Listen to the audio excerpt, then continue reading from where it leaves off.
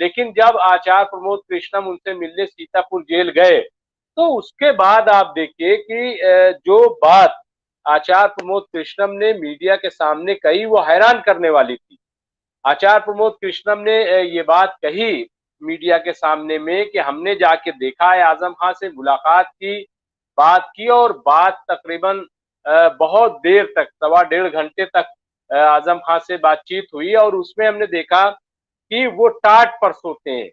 उनको कोई ऐसा बेड नहीं दिया गया, कोई बिस्तर नहीं दिया गया, कुछ नहीं, टाट पे उनको सुलाया जा रहा है और पानी वो एक मटके का पानी पीते हैं और वो किस हफ्ते में सिर्फ 2 लोगों से मुलाकात कर सकते हैं और कोई उनके आसपास नहीं है। वो एक तरीके से उस जगह पर कैद किए गए हैं कि जो पहले फांसी घर था।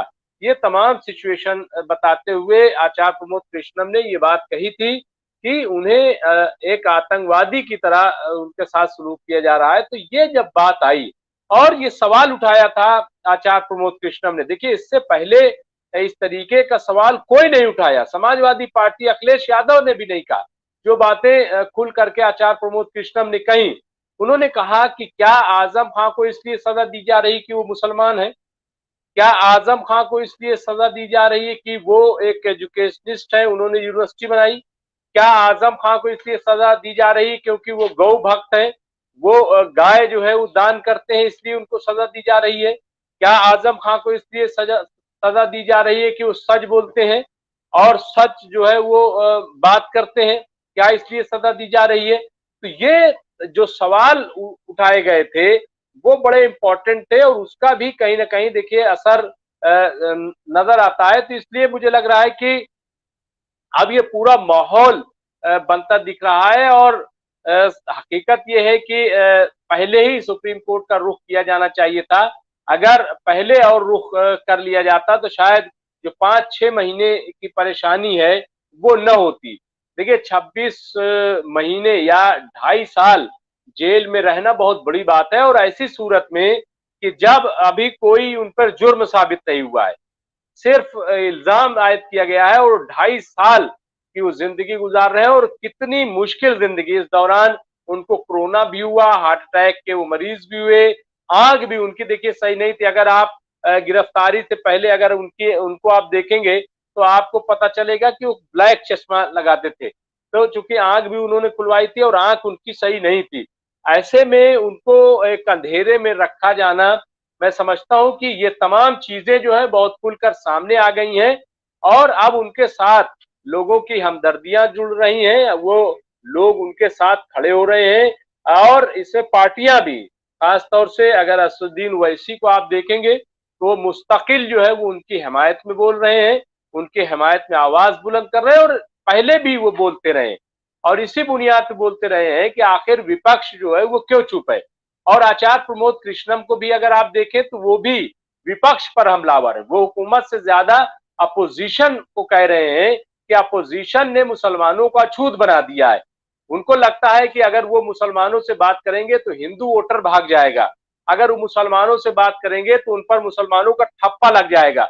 इस तरीके से आचार्य प्रमोद कृष्णम ने एक तरीके से लानत मलामत की है विपक्ष की, अपोजिशन पार्टियों की, और ये कोई नहीं कर सकता था मैं समझता हूं कि आचार्य प्रमोद कृष्णम के अलावा। देखिए जहां तक आप असदुद्दीन ओवैसी और आचार्य प्रमोद कृष्णम में फर्क समझिए।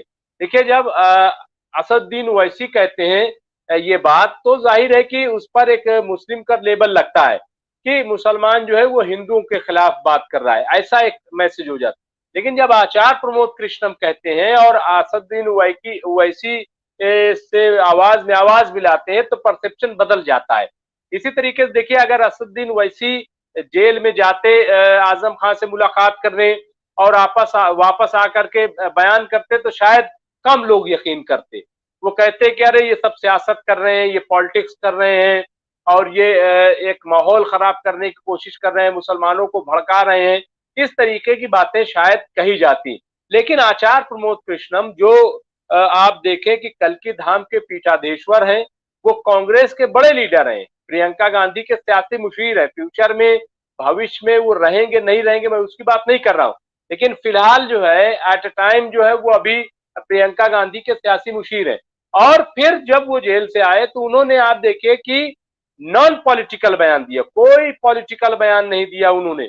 उन्होंने वही बयान किया जो उन्होंने देखा, वही चीज कही जो कही जानी चाहिए। और उन्होंने समाजवादी पार्टी को भी बहुत सियासी तौर पर हमला नहीं किया, लेकिन ये जरूर कहा कि जो लीडर अपने बाप का नहीं होगा उससे क्या उम्मीद की जा सकती है। ये बयान आचार्य प्रमोद कृष्णम ने समाजवादी पार्टी के लिए दिया था। और उसके बाद आपने देखा होगा कि फिर आचार्य प्रमोद कृष्णम रामपुर पहुंचे ईदी लेकर के।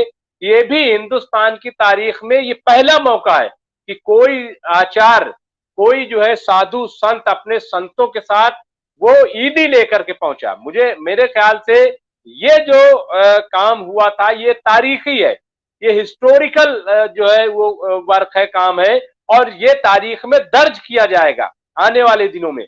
जिस तरीके से आप देखिए कि आज भी ये कहा जाता है कि हुमायूं को एक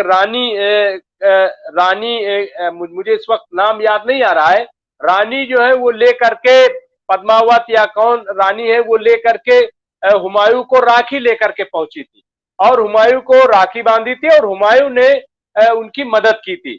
तो इस तरीके से हिस्ट्री बनती है।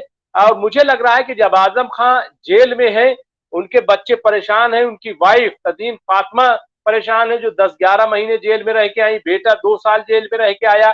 ऐसे में ईदी लेकर के जाना, ईदी लेकर के जाना, पेश करना और फिर उनके साथ इफ्तार करना साधु संतों के साथ, ये जो पैगाम आचार्य प्रमोद कृष्णम ने दिया है, मैं समझता हूं कि ये हिस्ट्री है और किसी में ऐसी जरूरत नहीं हो पाई।